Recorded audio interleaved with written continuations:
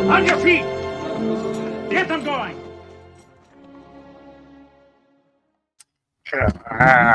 Forgot to rejigger my microphone and my camera stand because I was doing whatnot.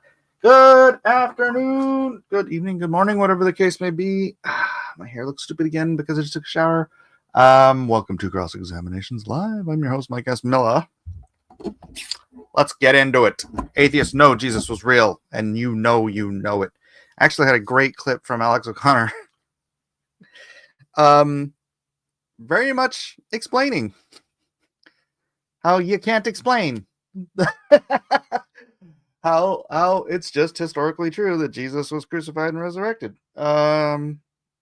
Should I play that? I could play that just real quick. It's not very long. It's a clip. But it's interesting. It's like same thing with Sargon. I watched the Sargon of Akkad Why I'm Regrettably Not a Christian video last night. And yeah, these guys, they know Jesus was real. They just deny he was God or the Son of God. Sargon's argument was I'd never heard that before. He was claiming that this itinerant Jew from Nazareth, raised very, very Jewish, was trying to call himself the Son of God the way any random, the way Gilgamesh or Hercules or any of these other legendary, I don't know, Gilgamesh was probably real, but heck, they might have all been real, but he was trying to say that it's like, it was more or less very common idea that, people would call themselves the Son of God. It's like, bro, that's totally.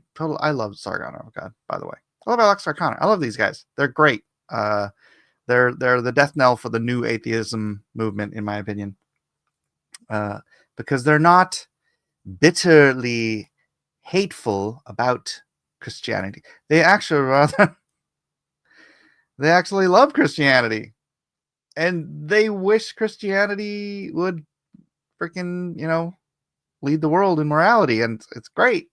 But they just deny his godhood, which is not good for them on a personal level, because I'd love for them to be resurrected to the light and not to the darkness. That'd be great.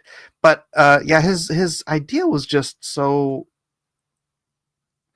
The idea that a Jew raised who is so well, perfectly, knew the scriptures, absolutely. He wrote them, but would try to interject some sort of pagan ideology of sons of God being, like, oh, why? What do you mean? So that was him trying to scoot away from the axiom that if Jesus was not the Son of God, then he's a liar. And he's like, well, no, it's not necessarily lying the way you and I would know it. I don't want to mock him. Clearly he's just trying to maintain his atheism because he thinks that science is at odds with Christianity, which scientists are at odds with Christianity. I will grant you that. But science, pure science, is, how the Bible says pure religion is this. Well, pure science is this: observing and trying to understand the creation that was created by a creator.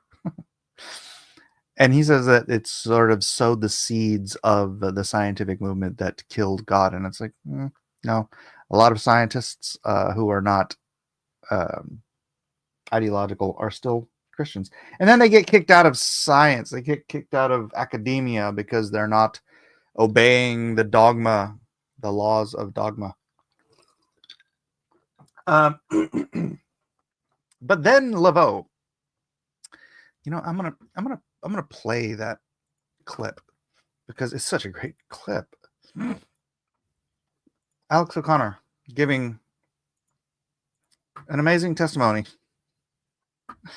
for why Jesus was resurrected. How do we explain the fact that this man gets crucified by the Romans, and then people claim to see him after he died, and were willing to be put to death for that belief? Okay, maybe he didn't die. Unlikely. As they say, the Romans knew how to kill people. And supposedly, they check. Okay, so likelihood is that he was actually crucified. And then a few days later, people are claiming to see him.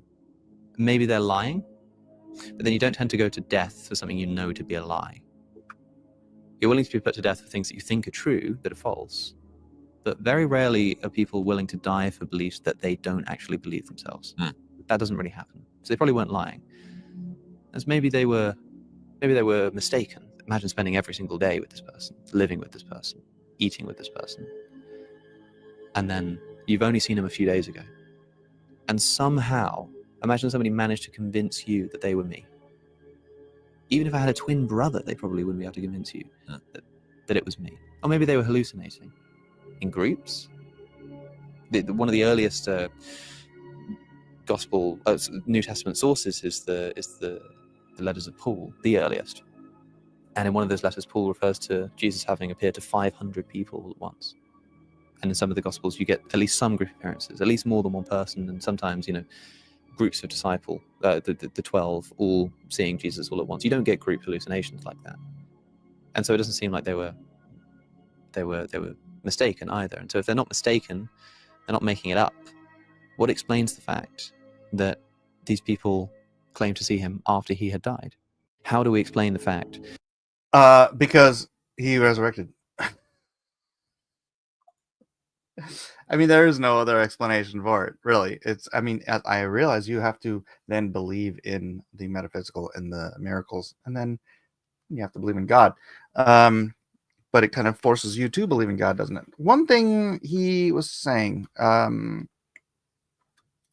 was the earliest writer, and he made the claim that 500 people in one sitting saw Christ alive. Like he gave another Sermon on the Mount or something.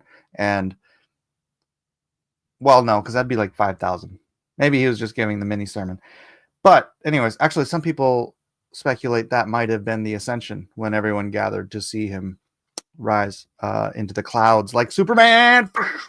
But here's another thing. Paul's writings were all pre-55, I believe. Because I think he was killed like in 55. Was it 55? Or was it 60? Somewhere around that range. So it was all within 20 years of Christ's death and resurrection, right? Roughly. 25, 30 years, maybe. His argument in the New Testament it's a great argument. If you don't believe me, go and ask. Plenty of those people are still around. So this was within a generation. So like my kid, from the day like my kid was born until now, if I could remember things that happened the day my kid was born, very much. And then I'm 53 now. This is about the time span of the resurrection to today, right? They'll also say Paul didn't exist. Yeah, but rational guys, Carl, Alex, rational as you could be as an atheist, rational atheists don't pretend Paul didn't exist. Those are just the irrational types who are only hyper emotional about this because it can't be true. It can't, no. Also, someone was making a point in one of these debates discussions I was watching really recently that, well, there weren't a lot of the people because the life expectancy was so low. The life expectancy, once you reached puberty, and if you didn't die in a war, wasn't like 40. Okay. The whole reason the average death rate was so low was because of the high rates of child mortality. If you didn't, a lot of kids died before they were 5. A lot of kids died in childbirth, or a lot of people died in childbirth, including the mothers would die in childbirth. So a huge skewing of the average age of death.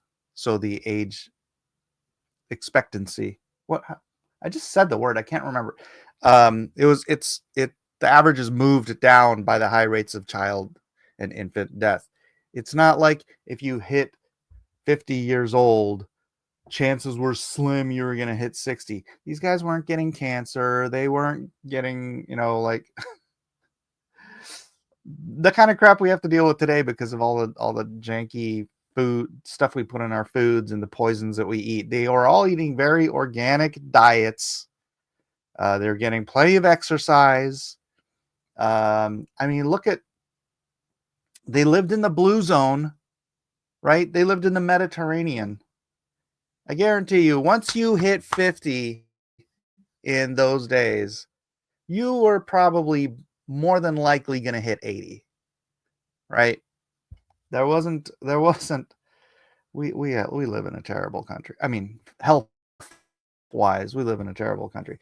Yeah, all organic food, plenty of exercise, everything a nutritionist would say you do in order to have a good long life. That was just the natural circumstance of people in the Mediterranean 2,000 years ago. So as long as you weren't like running off to war, that was the thing. War skewed the life expectancy down, and child mortality skewed the life expectancy down. And I mean, that's just the fact. You're if you made it past fighting age as a male, and you made it past birthing age as a female, you were more than likely going to live a long, full life. Unless another, an enemy came and pillaged and killed all your people, which again would lower the life expectancy. But that's the case. So people who were alive, adults and aware that Christ had been crucified, and this was crucified and resurrected, and this was a pivotal moment in their life. When Paul wrote the letter, if you don't believe me, go ask. Plenty of these guys are still around. Like within 20 years of when this happened, it would just be like me remembering the day my oldest son was born. It'd be like me remembering 9/11. That's what it would be. That's what it'd be for everybody.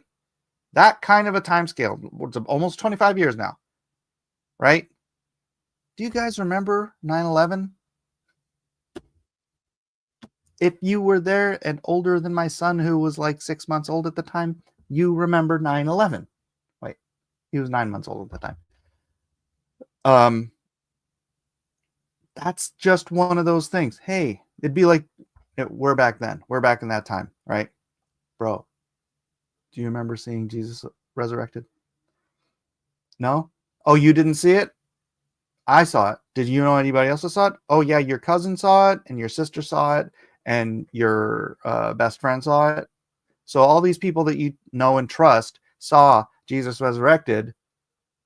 So you believe he's resurrected because of their eyewitness testimony.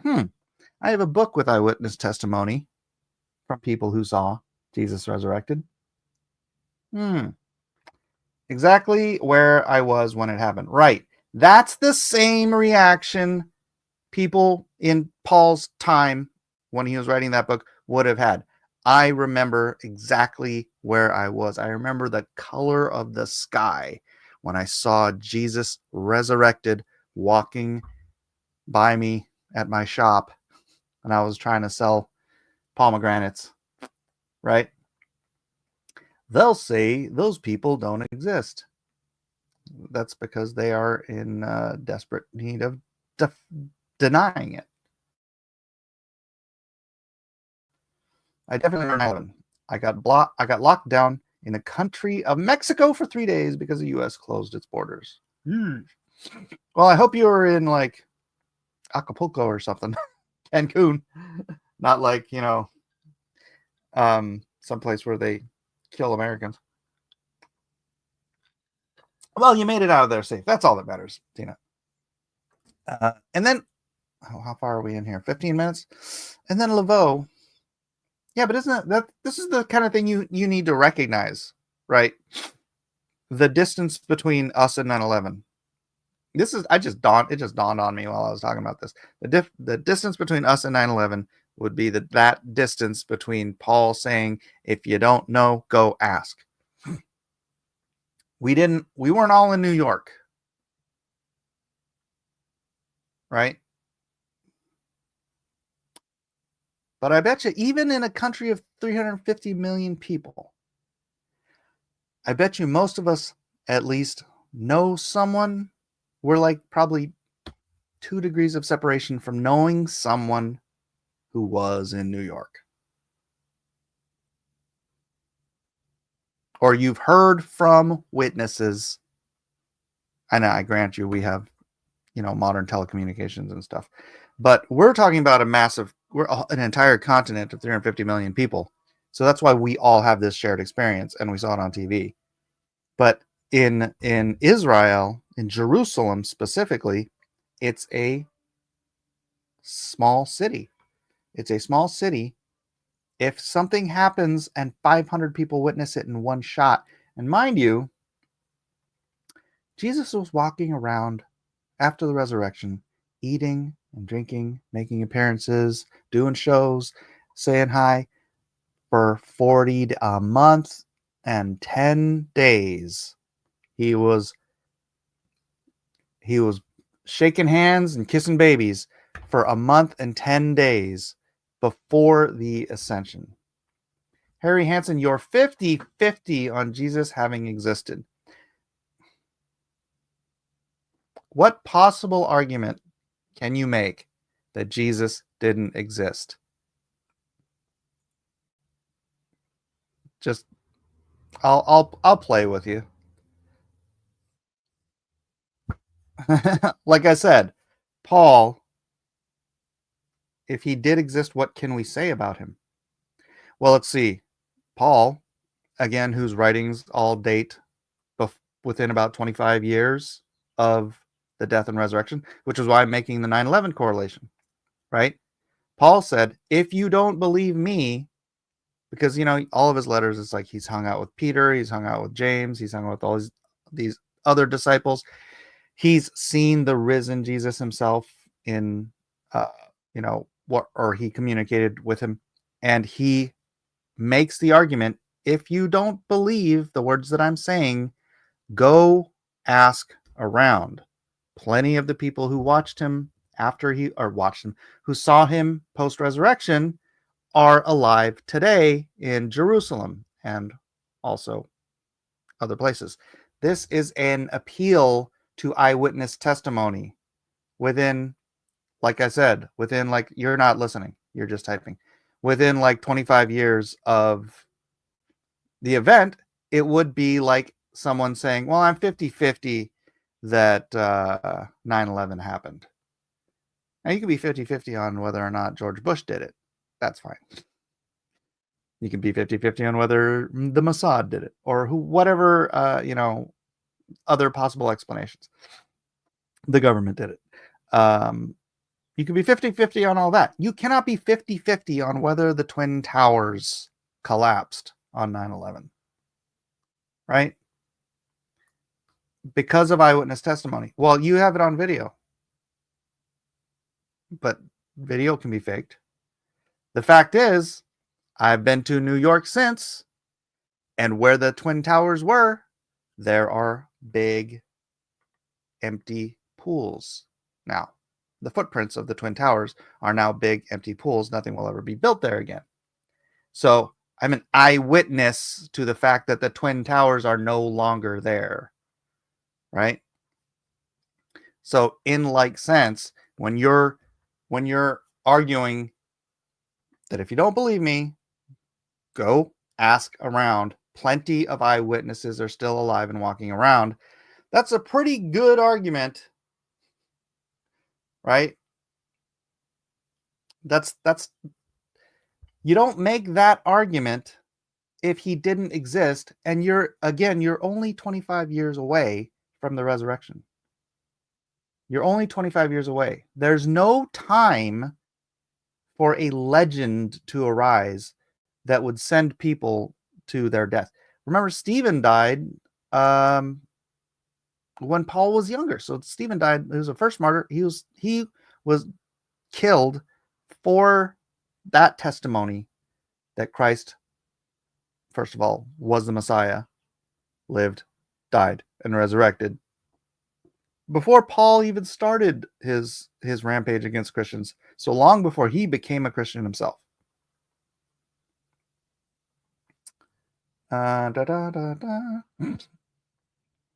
Wild tales about a demigod. No, because tales about demigods are legends. They're legends. This is all historical.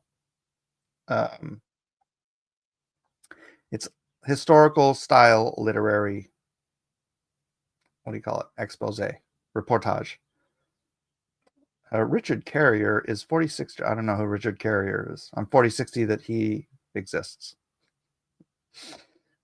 I bet Edwin would know about the Roman record. A guy who walked on water and rose from the dead. Really? Right. That would be evidence that he's more than human. It's not just some guy. Right? It's not just some random dude. That's if any random dude could walk on water and rise from the dead, we wouldn't put the kind of credence in him being God that we do. Although there isn't a lot of light on the life of Jesus, it's not unlikely that an apocalyptic preacher in that region named Jesus existed. It was commonplace for the time and place. Yeah, and all of them just disappeared to history. This one changed the entire face of the planet. And that change started nearly immediately after his reported resurrection. What can change? As Alex just said, it couldn't be. It doesn't make any sense. It's not a mass hallucination, right? Not a dude, a mythical demigod. Again, he's not mythical because all of his immediate followers died reporting that he had risen from the dead. There's no myth area there. Myths arise over centuries, not over years. Stephen died within, I don't know how quickly, extremely quickly.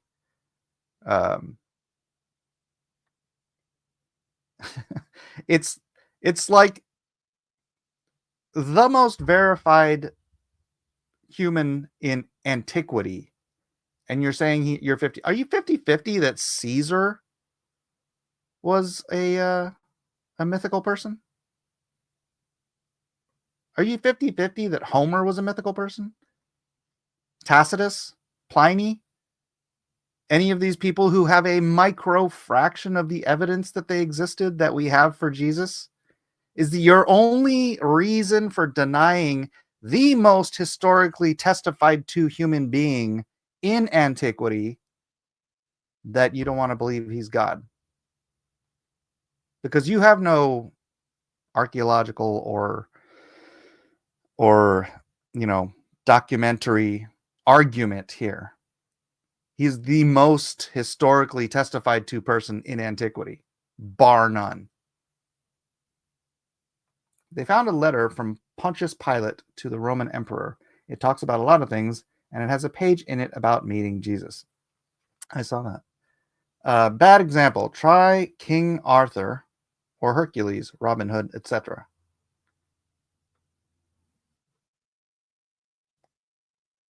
What are you talking about? The only thing we have on Robin Hood are minstrel tales, right? So we don't even know what the veracity. Well, we could tell that generally speaking, minstrel tales are a little bit less trustworthy than historical reportage, right? So Robin Hood, King Arthur, we have some mention of Artur, the Roman who went to England, but the myths arise around these characters over, say it with me, centuries. Over centuries of myths developing. Remember, all the reportage we have of Jesus was within decades, sometimes years, just years, not even decades, just years of Jesus's death and resurrection. We have historical documentary reportage from multiple sources. How many authors are there in the New Testament? I don't even know how many authors there are of the New Testament. I should know this. This should be somebody probably going to answer it before I say it.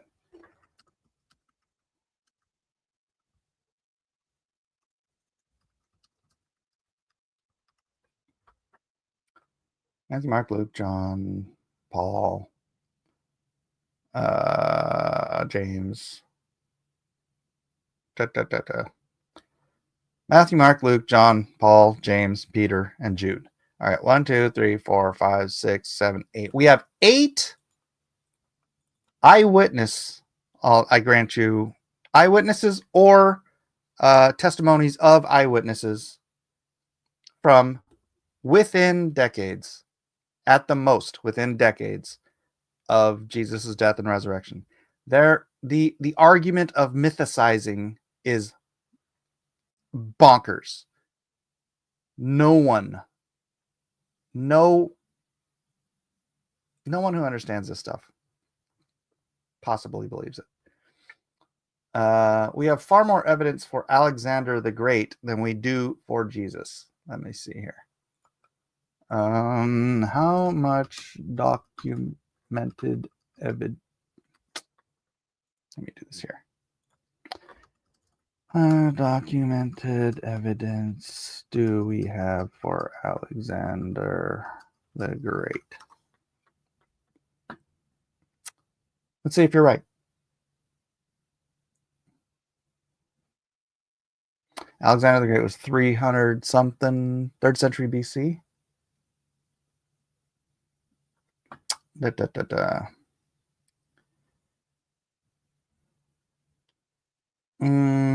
Alexander's court had official historians like Callisthenes who wrote about his campaigns.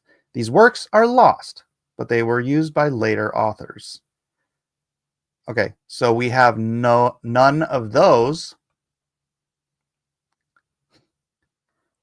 This is my point. We have no original source document of Alexander the Great.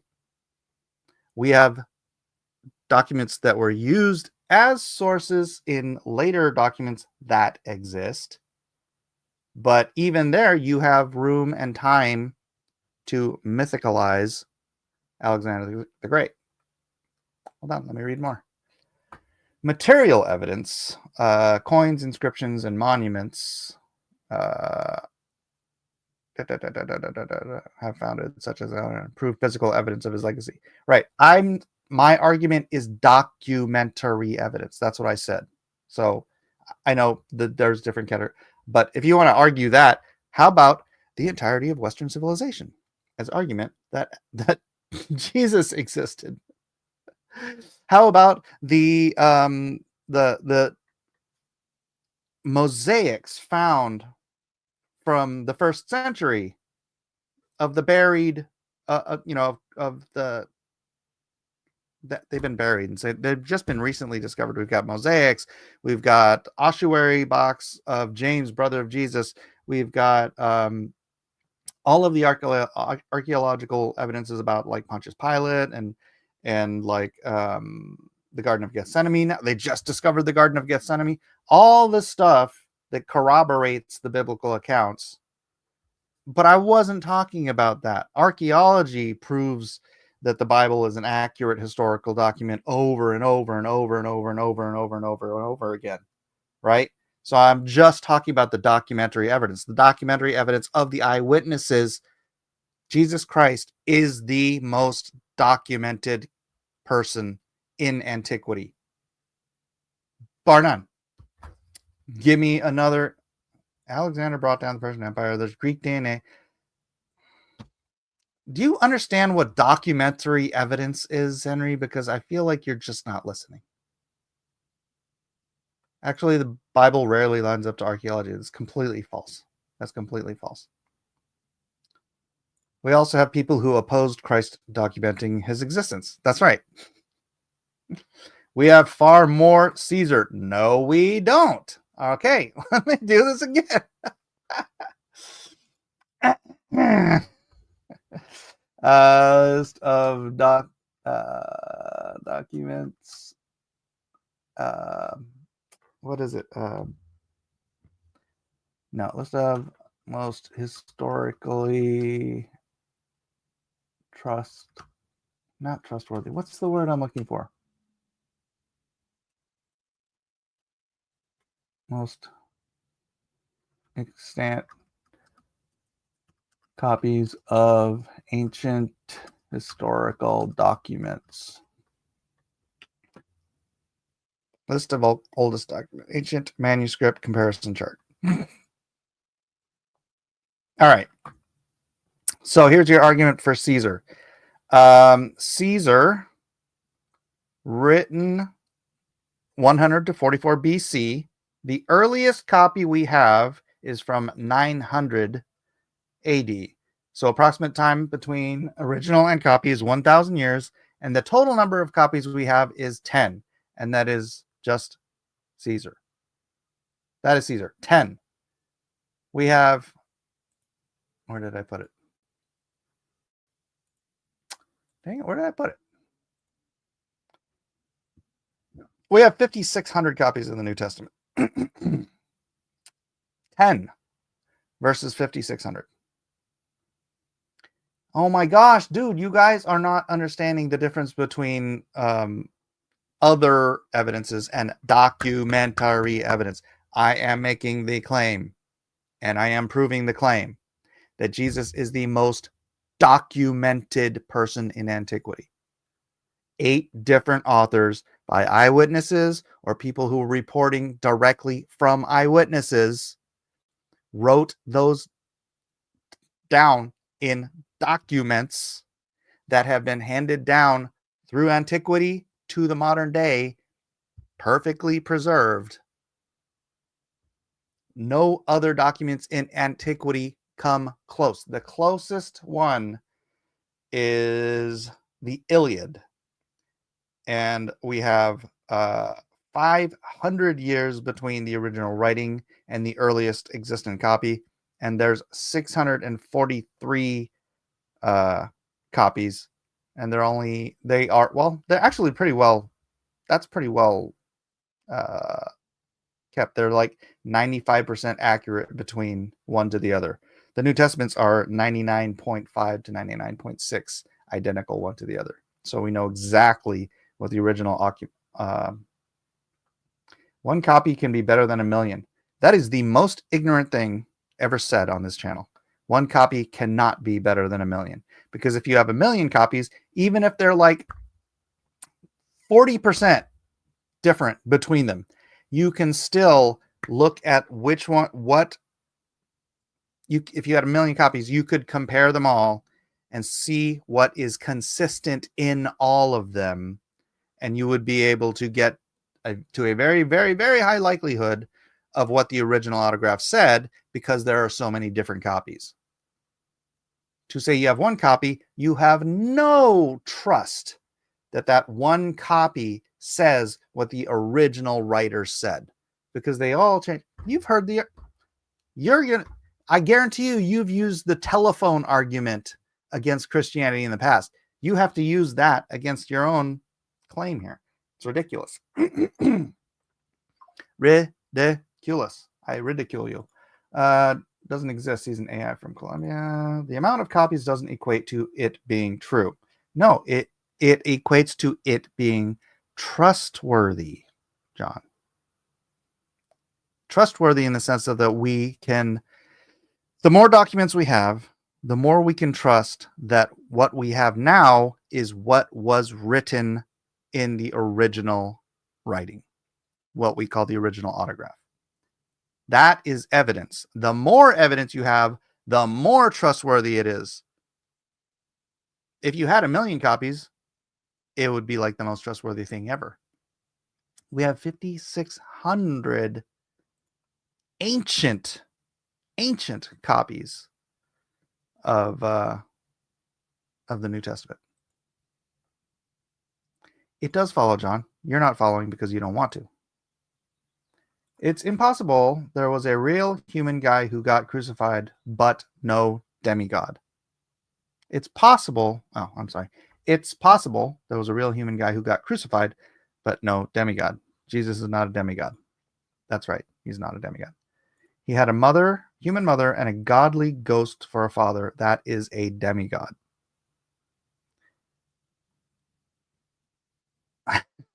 That's funny. A demigod would have a half human nature and a half God nature. Jesus had a fully human nature and a fully God nature. So I think that's the distinction between a demigod and God becoming a man. I believe. What you're missing is that Jesus is somehow also his father. He's not also his father. His father is another person in the Trinity. Yeah, John, are you 100% male and also 100% human? It's a categorical distinction. Was it 300 years later that they came up with the Trinity? Not all Christians believe in the Trinity.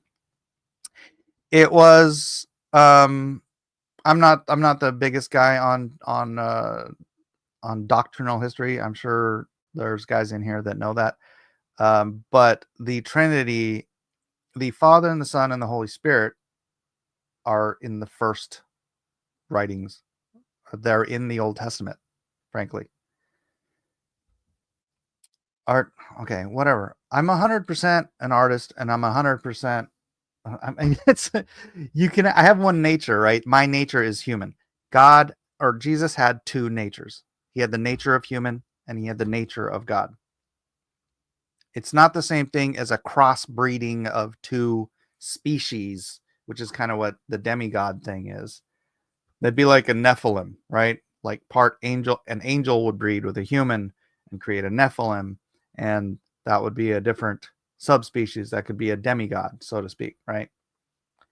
Can we do a book, chapter, and verse on the Trinity? Well, there's a real quick one. I pray this in the name of the Father, the Son, and the Holy Spirit. The Father, the Son, and the Holy Spirit. It doesn't say the word Trinity, I grant you. But the Trinity is the name of a doctrine they're giving to, I guess, because they didn't just want to always say Father, Son, Holy Spirit, because it's too many syllables, maybe? I don't know. I did. Ow, mother.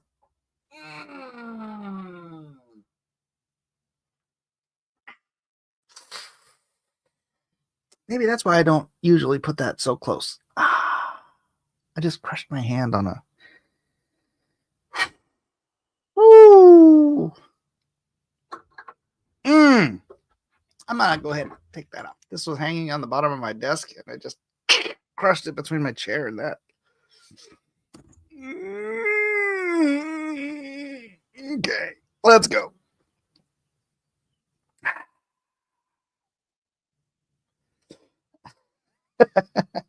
Christian writers can't be trusted, though. They knew Angus and Horsa were gods, but recreated them as men to suit their worldview. What?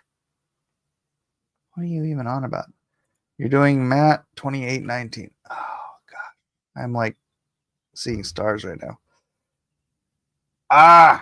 Woo! Oh, gosh. I need to get to Job, don't I? See, I could sit here and argue this stuff all day, but it's a sign from God. Do you need some ice? It'll be all right. I'll be okay. I'm not bleeding. That means I'm fine. If Jesus existed, he was a dude, and he is long dead. That is why he hasn't come back. It's impossible. With man, this is impossible, but with God, all things are possible. If it were typically possible, it wouldn't be a miracle. You understand categorically that miracles go against the laws of nature, right? It's like the definition of what a miracle is. 2000 and no Jesus, he's dead, long dead if he ever existed. Henry Hansen, did you ignore the entire stream? I think you've been here, right? If he never existed, then he can't be dead. If he never existed, there would be no Christianity. It wouldn't be the year 2015. I mean, 2025. I just lost 10 years. We literally changed the calendar to mark his birth. Before Christ, Anno Domini. We literally, you're talking about a guy who, within literally years of his resurrection, people were being martyred for proclaiming they saw him resurrected. And Alex makes this argument for me. You know, I'm going to play it again. Since you don't believe me, here, believe your high priest, Alex O'Connor. That this man gets crucified by the Romans, and then people claim to see him after he died, and were willing to be put to death for that belief. Okay, maybe he didn't die. Unlikely, as they say, the Romans knew how to kill people. And supposedly, you know, they check. Okay, so likelihood is that he was actually crucified. And then a few days later, people are claiming to see him. Maybe they're lying, but then you don't tend to go to death for something you know to be a lie. You're willing to be put to death for things that you think are true, that are false. But very rarely are people willing to die for beliefs that they don't actually believe themselves. That doesn't really happen. So they probably weren't lying. As maybe they were mistaken. Imagine spending every single day with this person, living with this person, eating with this person. And then you've only seen him a few days ago. And somehow, imagine somebody managed to convince you that they were me. Even if I had a twin brother, they probably wouldn't be able to convince you that it was me. Or maybe they were hallucinating. In groups. One of the earliest gospel New Testament sources is the letters of Paul, the earliest. And in one of those letters, Paul refers to Jesus having appeared to 500 people at once. And in some of the Gospels, you get at least some group appearances, at least more than one person, and sometimes, you know, groups of disciples, the 12, all seeing Jesus all at once. You don't get group hallucinations like that. And so it doesn't seem like they were mistaken either. And so if they're not mistaken, they're not making it up. What explains the fact that these people claimed to see him after he had died? How do we explain? There, I don't have to make the argument. Your high priest of atheism is making it for you, for me. The recent obsession with Alex O'Connor for Christians is kind of fascinating. No, it's not an obsession. He's the one who's been spearheading lately. He's the one that's getting the most press, and it's because he's articulate and well spoken. He's a fantastic debater, and he's really intelligent, and he's making a lot of, you know, arguments that people on your side tend to love. Apparently, this one you're not going to love because he's making the case for me. He's making the case for Christ. How he knows this and still just rejects the possibility. I don't know. Men to suit a Christian view. Men to suit a Christian view. What? Hengist and Hostra, the first angels to claim England theirs. According to 6th century monks, turned out they were actually gods, but they wrote them as real men to suit a Christian view. Oh, I'm gonna look that up. That sounds interesting. Hengist and Hosra. That sounds interesting. Thank you. Okay. All right. Sorry, we do have to get to the Bible, ladies and germs. Actually, let me stop that screen.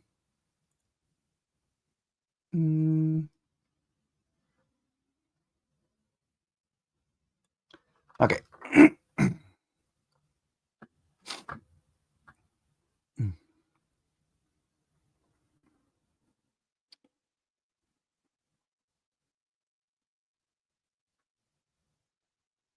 All right. Let's see. Let's see if we get Grok in trouble with Behemoth. All right. Where am I at? All right. Present. Share screen. And I'm going to scooch myself here into the corner. Or up here. Or over here. Where's my good one? One that allows me to have the full maximize. Oh, I have a drop down window. This one? No, that covers my face. I guess my face isn't important. I'll just put it down here. All right. All right. Job 40, translated with the deepest meaning. This is from Grok, in case you guys are unawares. I use Grok for a deeper dive into the original meaning of each word. I have also recently introduced the Septuagint for words that are questionable in translations across the board. So hopefully this does better. Last time I had to argue Grok into understanding that the unicorn was the best possible solution for what they were translating wild ox, because the Septuagint says unicorn, says a one-horned beast. So all right, there we go. The Lord pressed on, his voice a relentless gale from the whirlwind, piercing Job's silence with divine weight. Shall one who contends dare correct the Almighty, a fault finder wrestling with the Shaper of all? Let him who disputes answer now, his words weighed against the fire of my truth. Then Job answered the Lord, his voice a trembling whisper beneath the storm's vast roar. Behold, I am small, too frail to reply. My hand seals my mouth, my words stilled before your boundless might. Once I spoke, twice, but no more. I cease, my voice swallowed by the awe of your presence. From the whirlwind's heart the Lord spoke again, his voice a thunder rolling with sovereign power. Gird your loins like a warrior, stand as a man, for I will question you, and you shall answer with what your soul can muster. Would you unravel my justice, condemn me to crown your own right, your plea a shadow flung against my throne? Have you an arm like God's? Can you thunder with a voice to shake the heavens, your decree stirring earth's deep core? Deck yourself in majesty, clothe your frame in glory, exalt your splendor if you dare rival my eternal light. Unleash the torrents of your wrath, gaze upon the proud and cast them low, your will a hammer to shatter their haughty stand. Once again, pride being used in the negative, it's never used in the positive. With a glance, humbly the lofty tread, the wicked where they rise. Humbly the lofty tread the wicked where they rise. Your foot crushing the rebellion into dust. Bury them in the earth's embrace. Bind their faces in the hidden place. Hey, that rhymes. Their pride locked forever in the grave's silent vault. Then I will confess your might, your right hand a savior, its power a match for my own. Behold, Behemoth, which I crafted alongside you, a creature gazing grass like an ox, its form a monument of my boundless art. See its strength coiled in its loins, its power woven tight in the sinews of its belly, a force no mortal hand can tame. Its tail sways like a cedar, tendons of its thighs knit as iron, a frame of unyielding vigor carved by my will. Its bones are tubes of bronze, its limbs like bars of iron, forged in the crucible of my eternal design. It stands first among my works, a chief of creation's marvels, its maker alone daring to draw near with a sword. The hills offer its food where wild beasts roam, its pasture a gift from the bounty of my hand. Beneath lotus trees it rests in the covert of reeds and marsh, shaded by the shelter I have woven. Lotus boughs cloak in shadow, willows of the brook encircle a refuge cradled by my care. Though the river rages, it stands unmoved, steadfast, as Jordan surges to its jaws, its calm a defense of the flood. Can you seize it by its eyes or pierce its nose with snares, binding what I have set free to roam my wilds? That's a freaking brontosaurus. I don't care what anyone says. That's a brontosaurus. There's no such. The Jordan is not a teeny tiny river. And if the Jordan is raging, you could have an elephant standing in that thing, and the elephant would get washed. Have you not seen elephants swimming in rivers? You would not see a brontosaurus or a brachiosaurus or any of those scale creatures, the behemoths, just standing in a raging river. I mean, that's the backwards. That's the opposite of what I meant. It could just stand because of its size. Kai, you can laugh, but it's described right there. Just like the unicorn in the previous chapter. It's a unicorn. It's a woolly ram. It's a woolly rhino. It fits to the T. It fits the exact description. Well, the woolly rhino fits the exact description of Marco Polo from the 13th century, but the woolly rhino as described, or the unicorn as described in chapter 39 fits with the woolly rhino. And also at the same time, the woolly rhino fits with the description by Marco Polo. So the extinction of the woolly rhino by the time Job was written is fanciful. Go ahead, Kai. Ask him more about the biblical unicorn. It's the woolly rhino, dude. I argued this with Grok yesterday, and Grok's like, yeah, that does that, because I said you're ignoring that evidence or absence of evidence is not evidence of the absence. And Grok's like, yeah, that's true. It does fit more with the woolly rhino than a wild ox. But it's like still trying to maintain the extinction date science has given it.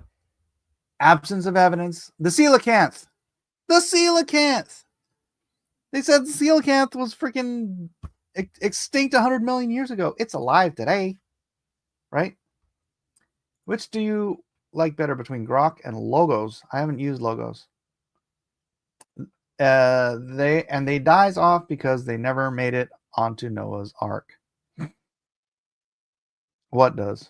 Everything made it onto Noah's Ark. Unicorns just went back to their home planet. King Bob! What's up, Bob? So, no. I don't ever use logos. I got mine ready. And his hair's too long. What about that so-called beard? Jeff?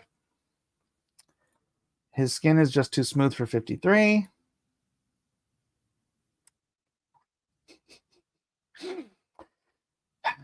Okie dokie.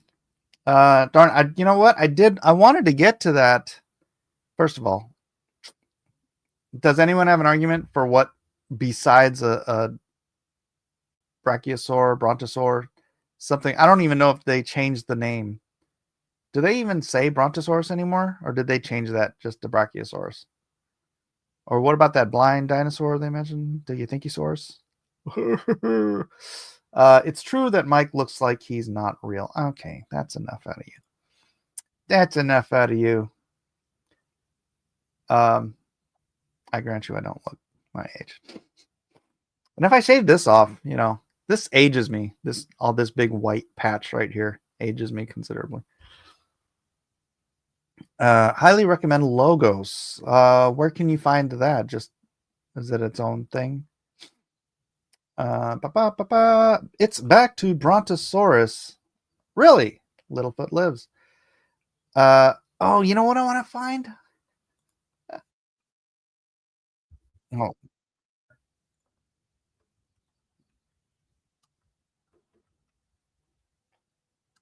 I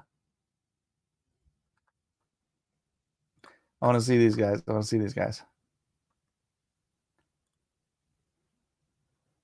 Hold on. Let me see if this is Fisherman.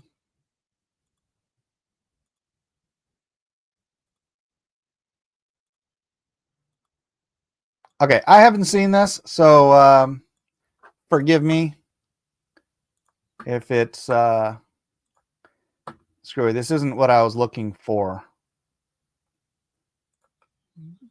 but I think this stuff's interesting.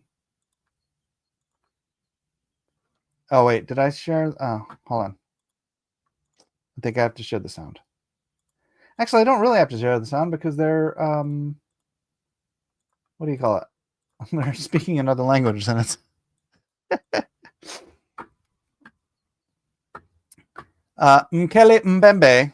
For those of you who don't know, is the Brontosaurus that lives in a river in Africa today. That these tribes of Africans witness, and this is old news. I think that Littlefoot story is based on this. And I know that most of you, the atheists, won't believe in this, but you probably wouldn't have believed in the coelacanth until we actually brought them up from the bottom of the ocean. What else was just seen that was thought extinct? There it is. It's moving behind them.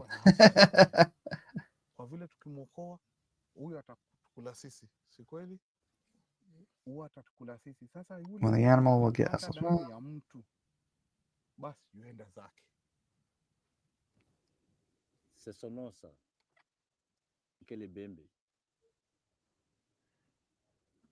There's a better video I was actually looking for, and it's this is one like way early on.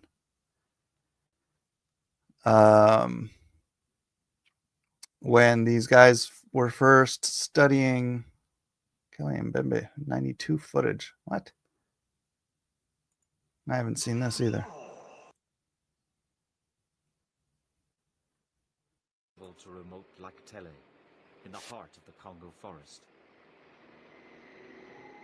They were looking for a dinosaur, a long-lost leftover from the Cretaceous period. They even claimed to have seen and shot footage of a plesiosaur-like creature swimming in the waters of the lake. What? Okay, I have not seen that. Oh, I ain't seen that. You can see it's moving. They even claimed to have seen and shot footage of a plesiosaur-like creature swimming in the waters of the lake. Dang, look at that neck. Okay. I have not seen that. I want to see the one. There's one.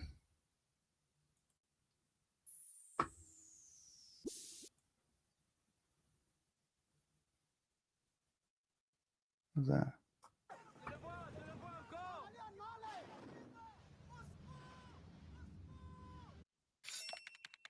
Wait, what?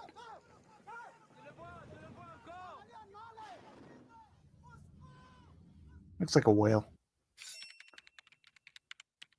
I don't know about that. No, I want the footage of the freaking tribesmen. Not all right. Look, tribe doc.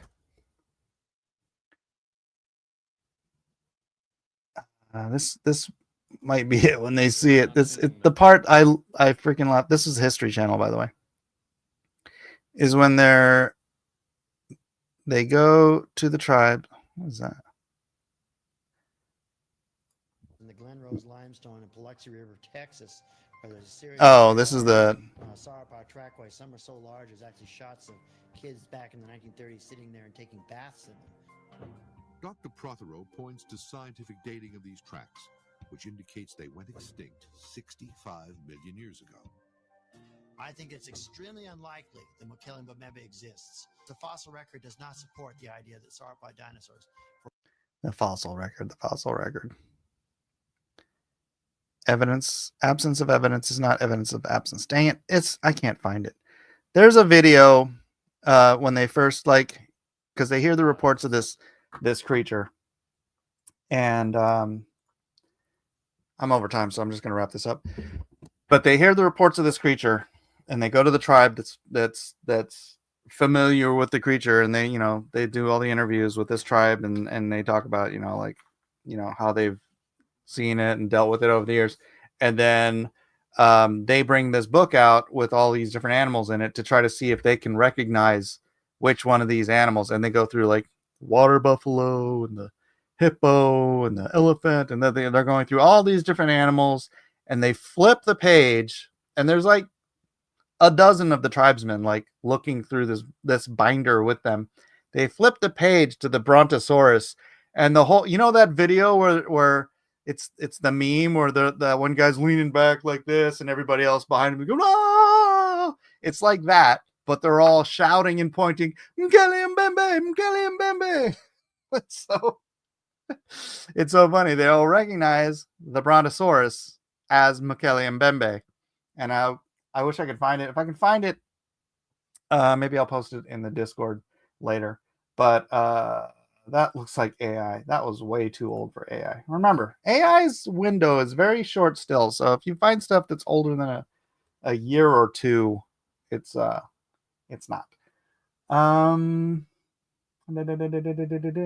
The giant squid was just on the news. Yeah, I saw that. It was a young giant squid. Interesting. Recent examples include black-naped pheasant pigeon in Papua New Guinea, lion's grassland striped skink in Australia, and Attenborough's long-beaked echidna in New Guinea. Logos is used for academic and theological study of the Bible. It has original Hebrew with interlinear and parsing tools and several English translations you can use side by side. Oh, that's cool. That's cool. No, I have not used it. What happened to all the orbs and wheels within wheels UFO sightings? Once the election hit, they stopped.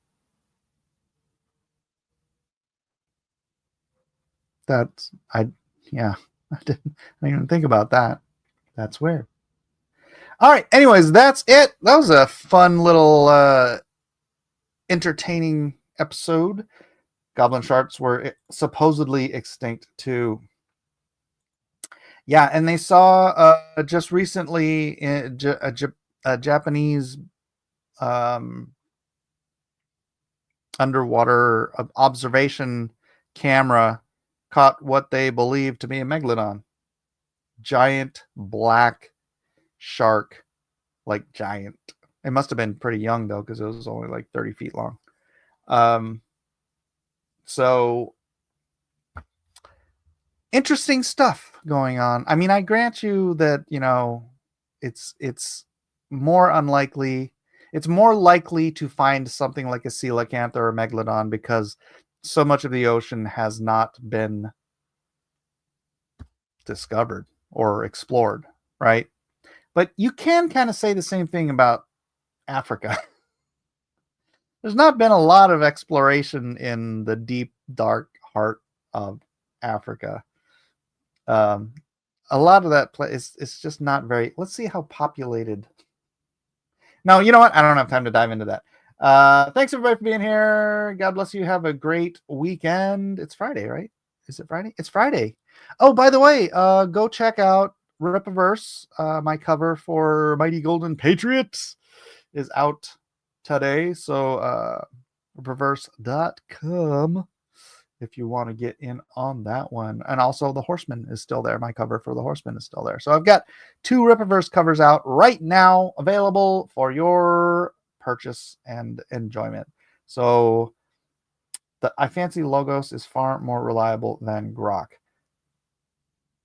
Well, I'm having Grok do a deep dive translation. I don't know if Logos would do that for me. So anyways, yes, I really did covers for those Dark Admiral Marcher. So get up, get on, get some. God bless you guys. We'll see you on Monday.